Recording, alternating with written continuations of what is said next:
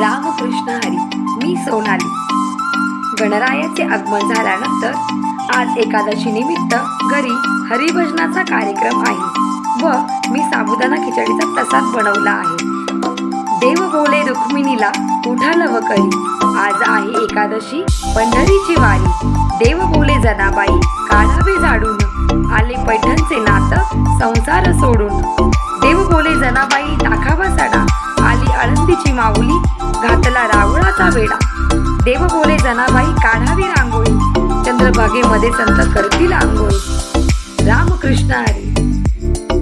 मंडळी, कसा वाटला ब्लॉग कमेंटमध्ये नक्की सांगा. लाईक करा, शेअर करा आणि सबस्क्राईब करायला विसरू नका.